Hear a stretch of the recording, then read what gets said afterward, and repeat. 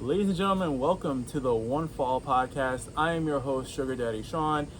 Once again, happy to have you guys all here. This is a new series, a part of the OneFall podcast called Interview with a Wrestler. I am joined by a phenomenal host today. He's my very first guest on this new series. It is an honor to have him on this new series. I'd like to welcome, I'll let him introduce himself. Many of you people already know, I'd imagine, and it's a shame that he didn't feel the need to introduce his first guest to his illustrious podcast. My name is Officer Scott Atlas, and you people should already know that. Well, Scott, it's glad to have you here on the episode of the very first podcast. Of course, we have a lot of questions for you here today on this very special first episode of the podcast. Number one. So, without further ado, Scott, my first question is, describe your wrestling journey as a whole, from where you started. How did you imagine yourself getting to this point in your career in general? So,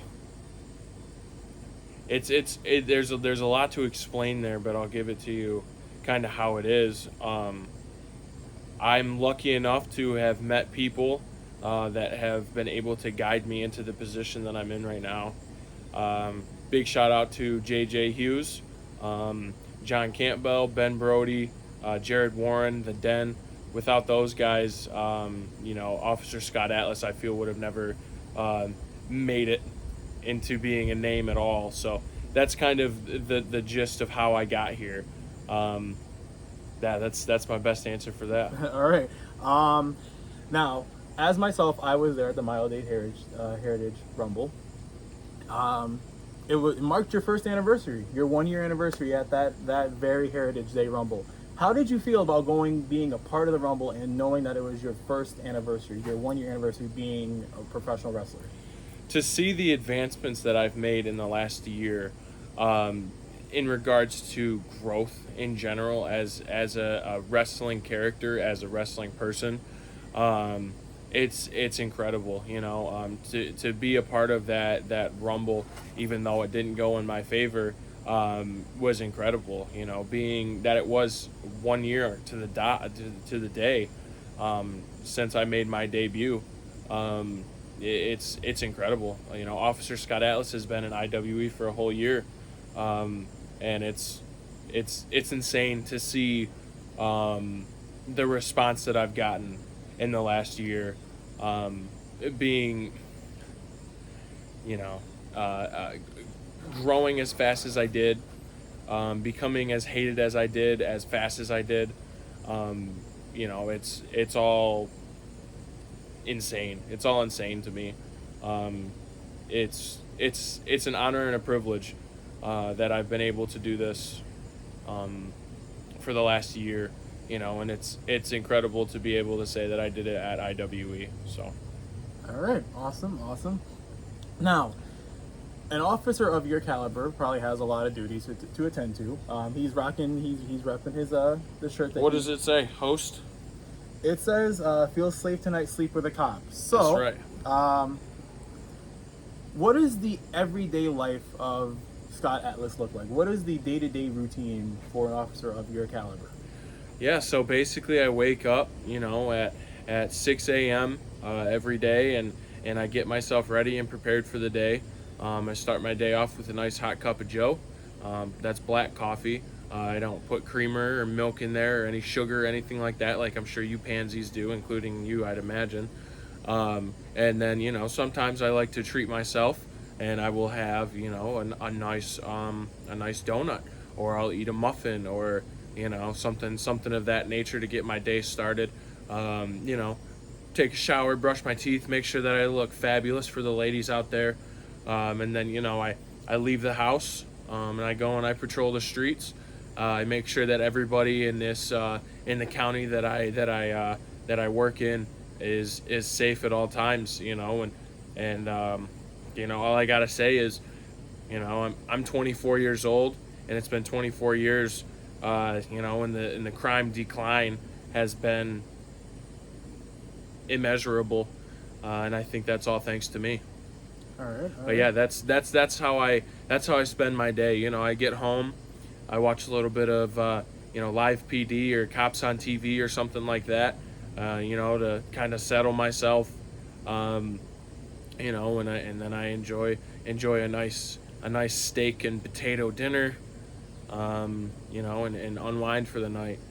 Dealing with people on these streets can be very difficult. There's a lot of criminals out there. There's a lot of people that need to be put behind bars, and there's a lot of people that I have put behind bars.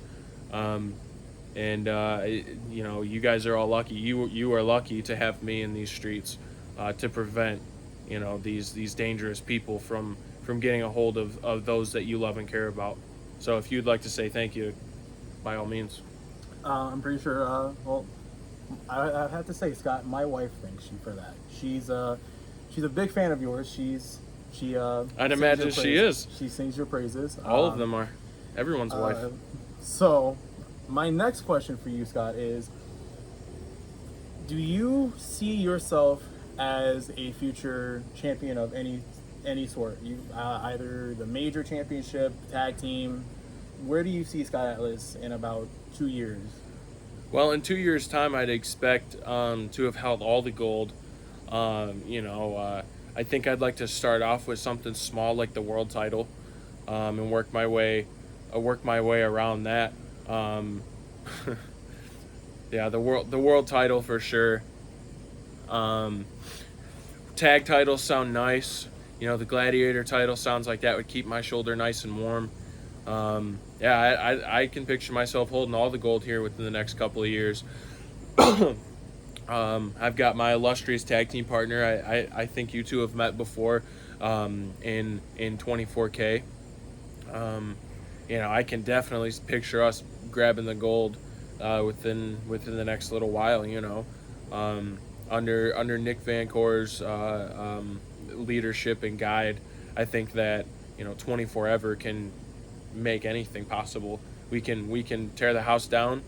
We can defeat all your heroes. If they have gold, that's a shame. That's a shame on them because we're coming for it. All right. Okay. So getting on top of your tag team, 24 and 24K was part of the Heritage Day show in IWE. Yep.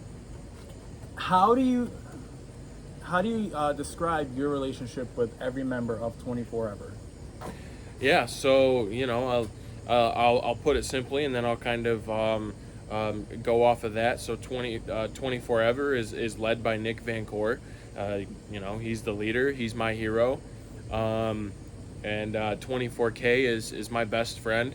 And anything that is humanly possible, he can do. And then he'll even take it a little bit farther, and he'll do things that aren't humanly possible. 24K is one of the best I've ever seen. Nick Van Core is one of the best I've ever seen. It's awesome. It's awesome. Yeah, 24K and I go back a little ways. I was in the stands. Little Officer Scott Atlas, believe it or not, was in the stands watching baby 24 karat kid wrestling in front of 50 to 200 people when he was a youngster, 12 to 14 years old, something like that, probably younger, and to be able to work with a guy that's been doing this for so long and is still so young and is just immensely talented. I'm incredibly blessed, to have Nick Van Core, who's been a vet in this for quite some time now, who's been doing this for a long time, over 20 years from my understanding. I'm truly lucky to have somebody like that to guide and lead, and pave the way, for little old me. Okay, all right. Now, I've seen a lot of people that don't like you, Scott. I can tell a lot of people don't. Yeah, there are some of those fools. How do you feel about certain fans in general call you a mall cop, or saying you should go back to the malls and protect the citizens of the mall in general?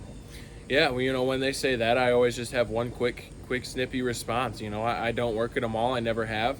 I will keep the malls safe. It is my job. It's in my jurisdiction to keep malls safe. And you know, I will do whatever I need to do in regards to that. But yeah, when people call me mall cop, when they call me Paul Blart, you know, when they tell me that I need to roll by Dunkin' Donuts and calm my anger, yeah, it's incredibly frustrating. You know, I'm trying to keep a level head right now, but it's very, very frustrating. You know, some of these fans are starting to call me, you know, as soft as a cupcake, and I'm not as soft as a cupcake. I'm as hard as a rock. You know, so it's very frustrating to listen to the haters. But when you'll understand this later on, when you get to a caliber like I'm at, when you raise, you're pretty low right now. When you get as high up as I am on the ranks, you know, these words, they stop bothering you to an extent, and it becomes easier to cope when you realize that these people are nothing, they're worthless, they're meaningless. You know, when the highlight of their day is hazing me, an officer of the law, um, it's insanely hilarious to me, honestly.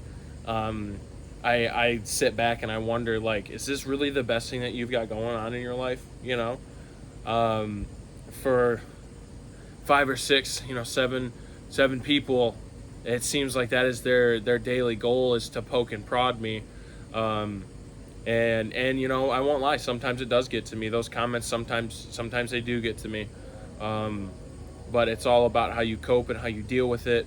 And Nick Van Core, and 24K, they've been dealing with things like this a lot longer than I have. And I'm learning from them how to cope better. And I think I'm doing just a fine job. You know, sometimes I let my anger get the best of me, and unfortunately, well, fortunately, actually, because you people suck, you do feel the wrath of Officer Scotty Atlas. But that's on you guys. You know, you poke the bear, you're gonna get the claws. All right. It's good to know. Now, one of the things I have seen when I was at the Heritage Day show for IWE, I saw the sing-off with Stuntman Mike.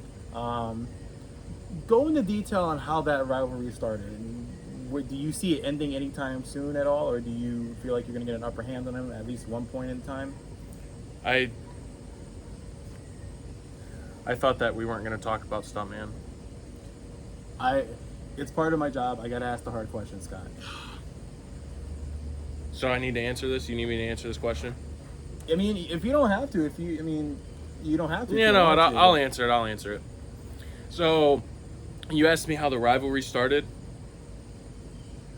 The rivalry started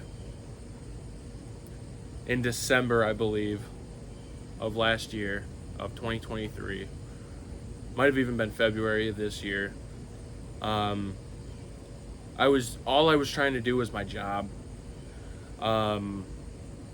It's still hard for me to talk about this a little bit, so please, you know, stop harassing me with your gaze.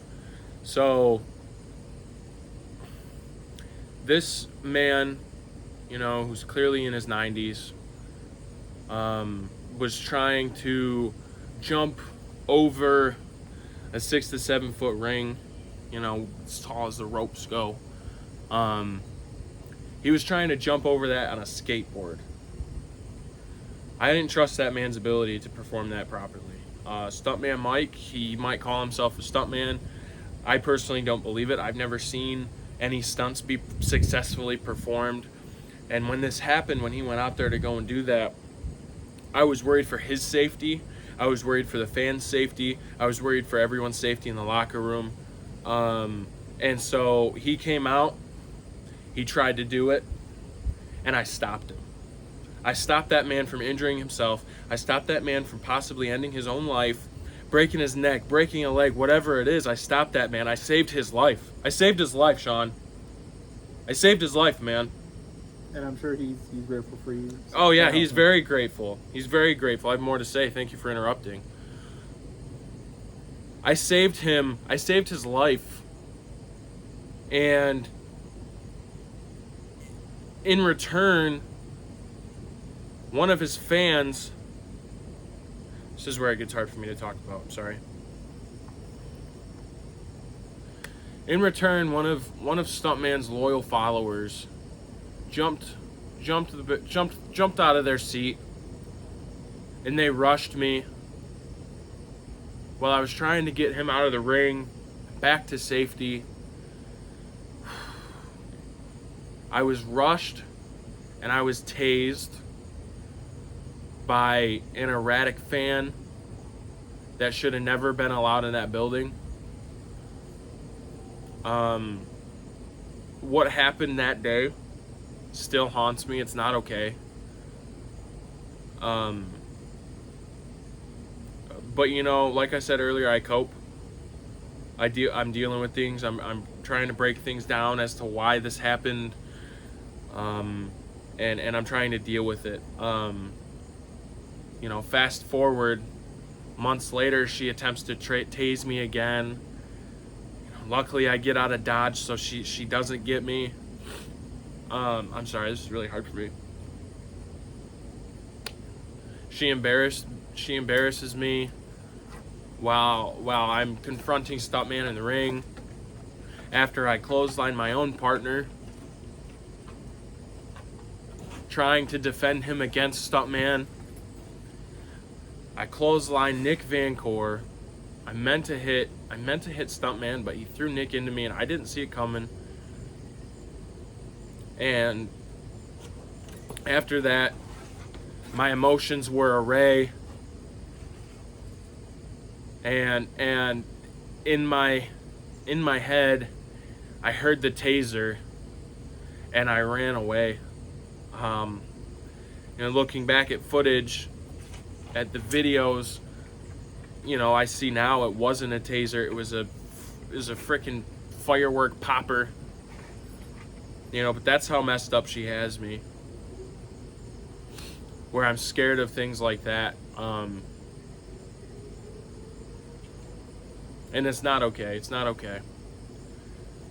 All right. As you can tell, Scott Adams is still traumatized from the events that led up to that. But the one thing I didn't notice with you today, Scott, your security dog. Where's Officer Scotty Jr.? Where is he? Officer Scotty Jr. is behind the camera. If you'd like for him to come and say hello, I'd be more than happy. Is he camera ready? Is he? He's about as camera ready as he's gonna get. He's not in gear right now. You know, today was our day off. That's why I was able to take time out of my busy schedule to sit down with you. When I have a day off, usually he has a day off too. So you know, you're not gonna be able to see any, you know, cool sunglasses or security gear or anything like that. But yeah, I can bring him on screen if you'd like. If he's camera ready. Yeah. Scotty, Officer Scotty Jr. Officer Scotty Jr. Come here. Come here, buddy. Come here. He wants you to say hi. Come here. Maybe he isn't ready for the camera. It looks like he's a little tired. I'm pretty sure he has. Yeah, he was chasing criminals all day yesterday, man. You don't know what it's like, dude. You don't know what it's like to live like us, man. You don't know what it's like. For me and Officer Scotty Jr. patrolling the streets, you don't know what it's like. Well, I may not know what it's like, but I do know what it's like to keep a family safe and protect the family. I kind of understand and relate to what you're doing on a similar aspect. No, you can't. You can't. You can't relate to what I'm doing, but I'll go ahead and I'll let you finish. But I digress from that point.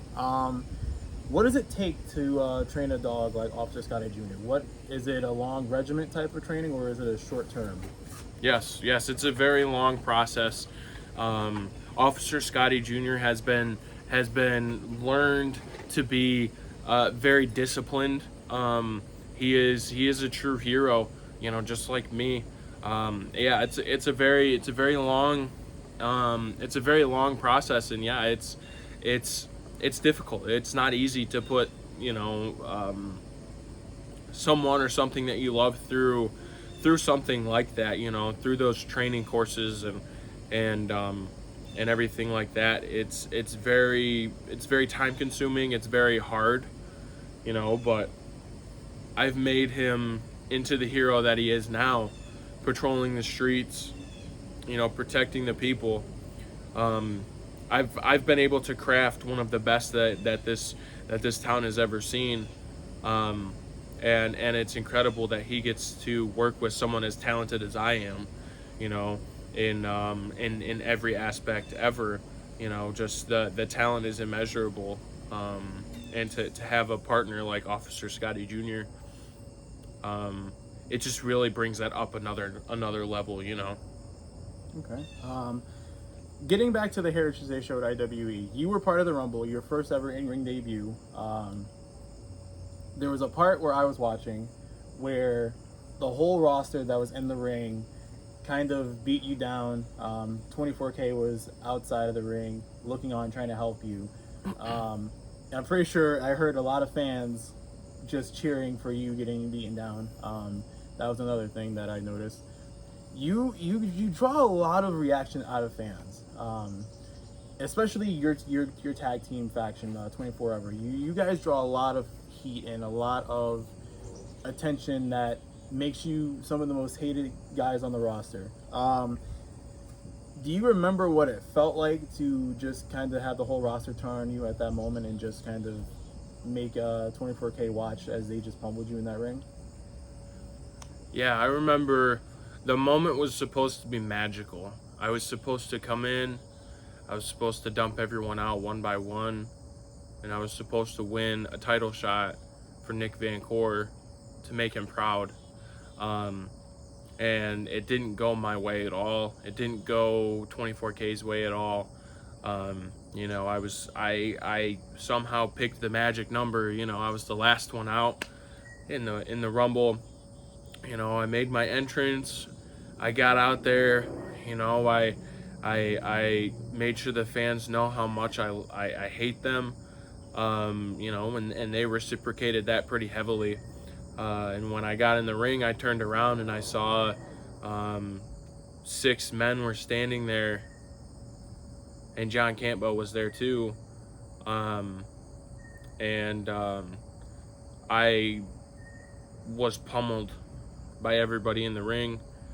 24K was outside the ring, and he was being held out. He couldn't get to me. And I remember when I was down on the ground getting beat up by everybody. I remember reaching out for him. And all I could see was him through the tunnel of bodies that were beating me down. And I couldn't reach him, and he couldn't reach me. They stood me up after beating me down, and then they ruined my opportunity, my chance to make Nick Van Core proud. When they threw me over the top rope, they eliminated me, and they eliminated my chance at proving myself with Nick Van Core. So I was pummeled and I was beaten mercilessly, by multiple men. And like I said, John Campbell was there too. After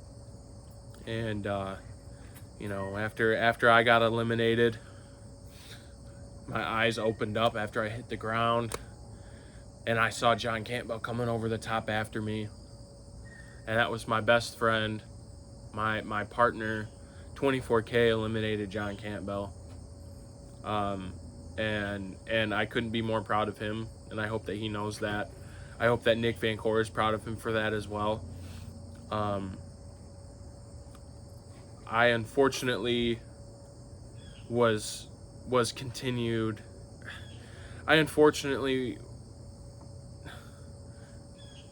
The beatdown didn't stop. The beatdown didn't stop when I left that ring, when I was eliminated. John Campbell, he continued to beat me down. He threw me down a flight of stairs. He hit me with a soda can right in the head. I still have headaches because of it. And then to top it all off, he threw me through a steel chair. And when I say threw me through it, I mean I went through the steel chair.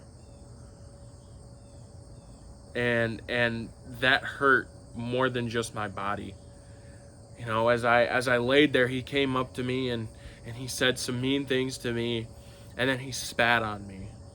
He spat on Officer Scott Ellis. He spat on my badge. I was mauled by fans after that. Fans that were telling me to go to hell, that I was going to burn, that I was a nobody, that I was a loser, that I was a dumb jerk that didn't deserve any better. And that's, none of those words are true. I'm not. I'm trying to prove it to you people. But you people are just too dumb to realize. So, my next question, Scott. Officer Scott. Officer. Thank you. Will we ever see any Officer Scott Atlas merch? Yes, you will for sure. I have quite a few designs that I've made already. There's quite a few more that will be coming. I've already gauged a little bit of interest from a handful of people. But yes, you absolutely will be seeing some Officer Scott Atlas merch at some point within the next year, within the next handful of months. You people will be lucky to wear a piece of clothing as honorable as that. You know, I'll let you guys borrow my honor and my dignity by wearing and purchasing a shirt that may or may not have my face on it. Okay. Now,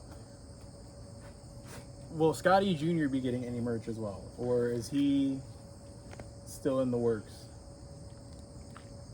You people don't deserve Officer Scotty Jr. merchandise. You don't deserve Officer Scotty Jr. merchandise. No. Okay. The answer is no, you will not. Okay.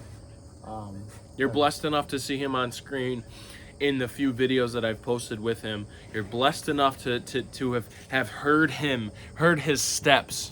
You are blessed enough to have seen him behind the camera right here. You are lucky. You should thank me for that. That is a privilege, man. Officer Scotty Jr. is not just a dog. He's not just a security dog. He's much more than that, okay? No, he won't be plastered on a freaking t-shirt for you guys to make fun of. No. Well, that was my next question, Officer Scott Atlas. It seems like people are already making fun of you already. They're posting a lot of memes. There was one meme of a clip from Paul Blart Mall Cop, and the part when the guy was in a scooter, and that was Frankenbucket, and he was trying to run you down. How do you feel that, knowing that some people are just kind of making fun of you in that aspect? Yeah, it's very upsetting. It's very upsetting. I know I touched on it lightly earlier on. It's very upsetting to deal with people like that, to deal with such delusional, incapable, clearly psychotic people, Yeah, Ray has been pestering me for months now. He's been hazing me, he's been harassing me. I have multiple reasons why he will be put behind bars. I have multiple sources and factual evidence that will put him behind bars. It's just hard for me to get my hands on him. But I will, and he will be put behind bars. There will come a day, people, where you will not see these videos that he's constantly posting of me getting beaten down by people, of making a mockery out of me. I'm not a laughing stock, and this guy Ray, apparently he thinks I am. He has recently grabbed onto another one of these delusional, candy crazed John Campbell fans in Michael Rhoda, and he's starting it up too. He's egging Ray on. He's sending Ray examples of things that I can be made fun of for. I touched on it earlier about how they're saying I'm as soft as a cupcake. Michael is the one that started that. That was Michael. Ray obliged him. They clearly have some sort of relationship where they're working together to try and put me down. And I'm not going to let it happen. I'm not going to let it happen. To deal with people like that is very hard, but it is also my job. Okay, I've been professionally trained by the best to deal with incompetence, like they are. Like picking a piece of gum off of your shoe and throwing it away is the easiest thing to do in the world, and they don't even amount to that, you know. So for me to deal with them, it's easy, but I gotta say it can be hard, you know, when they're constantly pestering and making fun of me, you know. It never stops. I can't get on my professional business page and share anything without seeing Ray tagged me in a post. Michael mentioned me in a comment. You know, they pester and push me to a point where I might just break. You know, like I said, I will get my hands on Ray at some point, and that's not a promise. That's a spoiler.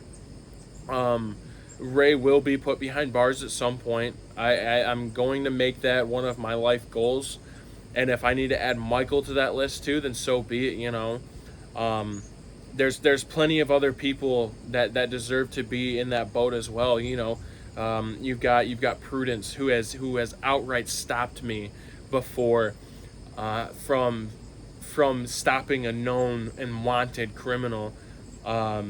She has done that to me. There's Sheila. Sheila pesters me all the time. You know, young Patrick Patterson, who I wish the best for. He's just growing up, and he's being guided by the wrong people into thinking that I'm a bad guy, that I'm a monster. Young Patrick, he's in that boat too. You know, the list goes on and on and on and on. Timmy's a new one. This guy doesn't stop, man. He doesn't stop. These people don't care that I need a break, that I need rest, that I need motivation to stop these criminals, to stop these dangerous, bad, terrible things. I need to stop this, and I have them in the back of my mind just, you know, it's not okay. It needs to stop. It needs to stop. Touching on the soft as a cupcake part, a couple of my colleagues that I know and their kids showed their parents that their kids got a laugh out of that. They've seen some of your promos. They've seen a lot of your work. To be honest, my colleagues' kids don't like you. They generally do not like the aura of Scott Atlas. And I understand them. Kids are gonna be, you know, they pick and choose. I'm with my colleagues' kids because I've known them for a while. But they showed their friends in school that. So now they have their friends laughing at you, saying you're a cupcake. How do you feel about just kids just mauling on you and just laughing at you? So these children are easily manipulated. And I am not a manipulator. I tell it how it is. I'm going to tell you straight to your face, and you can look me in the eyes when I tell you that you're wrong. You're wrong, okay? Okay. You're wrong. You're wrong to think that I'm a bad guy. You're wrong to agree with those children. Those children are led by narcissists and by probably criminals. And that is not okay to include children in things like this. These serious matters. I'd imagine it is pretty silly seeing a man of my stature, a man of my ability, with a cupcake on his face. I'd imagine that it is pretty hard to see, or funny rather, to see that. But the man behind the cupcake is not to be laughed at. I'm not to be made fun of. Let me ask you a question. I just looked you in the eyes and I told you that you're wrong. Do you feel safe right now? I mean, I feel pretty much safe. I have some security cameras around my facility, so I have that. Yeah, and I know how to run them, dude. I am security. So I do feel safe on that aspect. I have security cameras around my house and whatnot. Make sure the missus and the kids are safe. But in my opinion, Officer Scott Atlas, where I think the whole soft as a cupcake thing started was when you look back at the footage and one of Stuntman Mike's loyal fans gave you with a popper. That's where I think that started. Like I said earlier on, I was traumatized and I was led along to believe that I was going to be tased or worse. Okay? I have been held at hammer point by John Campbell before. I've been tased. I've been chased off with steel chairs by IWE legends. I had reason to be scared in that moment, okay? Yes, I was scared. Officer Scott Atlas was afraid. I was scared that I wouldn't be able to go home. I was afraid that Officer Scotty Jr. and I would have never reunited. I was scared, okay? If that makes me as soft as a cupcake, in that moment, then you know what? I don't even care anymore, man. I have bigger and better things on my mind that I have to deal with every single day. Do you think it's easy to be Officer Scott Atlas? Do you think it's easy to be me? Well, it doesn't matter, okay? To be me, it's hard, okay? To be me is hard. The things that I endure, the challenges that I tackle head on, you couldn't even fathom, man. You have no idea what it's like to carry the weight, to carry the burden like I do. The things that I've seen, the things that I've dealt with, they make that moment so minuscule. And if that's what you and these people want to latch onto, is me being afraid in that one moment, that one small little baby moment of my life, then so be it, man. You can pick and you can choose what you want to see and what you want to react to, but what's behind that is a man. And I am a man that is dangerous. I am a man that can take you out. I'm a man that can take anybody out, okay? You guys can laugh all you want. That's you. You people behind this camera. This man doesn't matter. You people behind this camera, and you know what? This man does matter. I changed my mind. He needs to hear this too. I am the man. I am Officer Scott Atlas, and you people have no idea. You have no idea what it's like to be me. To be in the position that I'm in is an honor and a privilege. You people couldn't fathom. All right. My last question for this interview, Scott. Thank God. Well, then you can go about the rest of your day off before you get back to the workforce after this Labor Day weekend. Now, the last question is the Heritage Day show. We saw you attack Creature Feature with your baton. Now, some people didn't like that. Some people generally despised that moment when you took him out of the show for that entire day. Commission. Got him out of commission. That's right. Now, how did in that moment, how did it feel to have, should I say, a one-up over Creature Feature in that moment? That felt legendary, man. I thought that all of my problems were solved for that night. By taking out John Campbell, I thought everything was going to be golden. I thought everything was going to be sunshine and rainbows and puppies and kittens and donuts. I thought everything was going to be perfect. I thought it was going to be magical. As we've touched on already, The night wasn't so magical, you know, but I will say, to have John Campbell at his knees again. Oh my God, crying in the middle of that ring. Wondering if he's ever going to be able to walk again. Oh, there is nothing in this world that makes me happier. There's not a single thing in this world. Oh man, it was incredible. That is a feeling that somebody like you has never felt before. I can't even put it into words, okay? To put Creature Feature down, absolutely incredible. You know, and of course after that happens, I was banned from ringside during 24K's match against Tyler Dean. And unfortunately 24K lost that fight. And I feel like that is my fault. But I'm going to put the blame on IWE. I'm going to put the blame on Frankenbucket, because I was banned from ringside for that. I don't even know how Frankenbucket did it.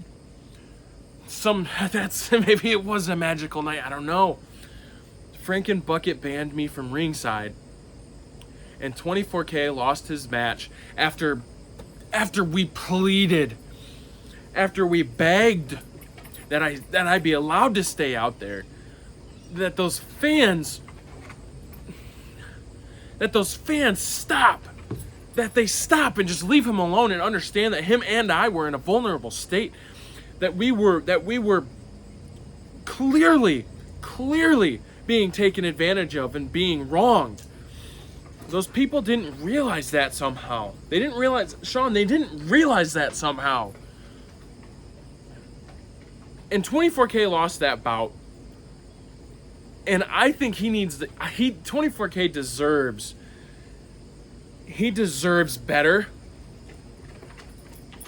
I watched the match. Tyler Dean is one heck of a talent. Okay? 24K deserves that again, with me ringside, or better. 24K deserves better. Okay, all right.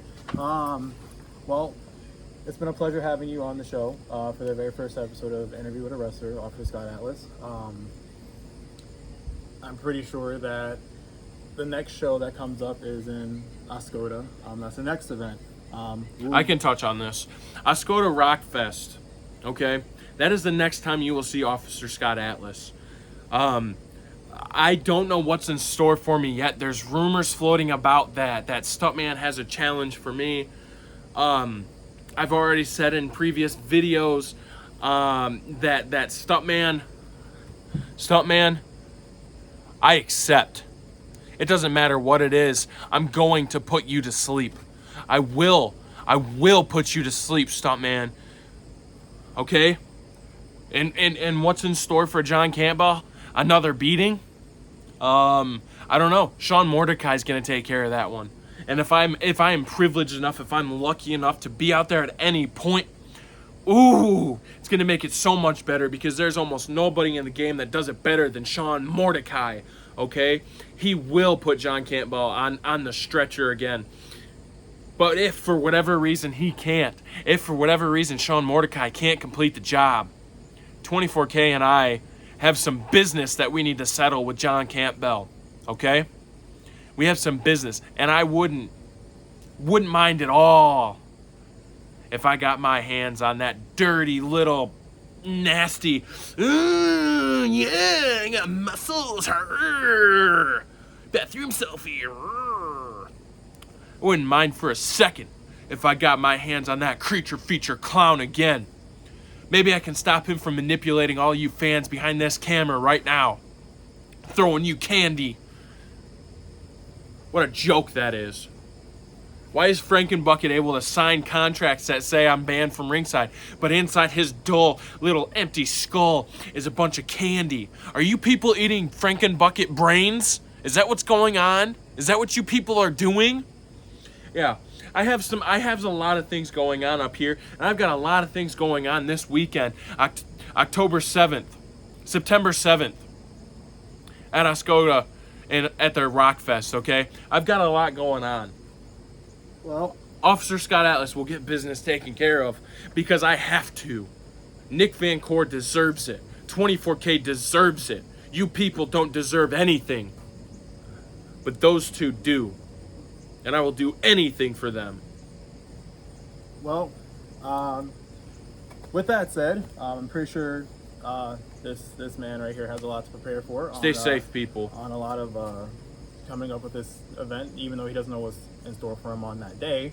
I'm pretty sure it takes a lot of preparation to get everything lined and ready. But once again, this has been the new series, a part of the OneFall podcast. I'm your host, Sean, and I am glad to have Officer Scott Atlas on the show, taking time out of his day to be the first guest on this new series. First and the best. With that being said, everybody, I hope to see you guys again in the next episode and the next part of this new series. Who knows who I'll have on next. With that being said, guys, stay safe, and I hope you guys have a great, phenomenal night. It's been a pleasure. Appreciate you coming out.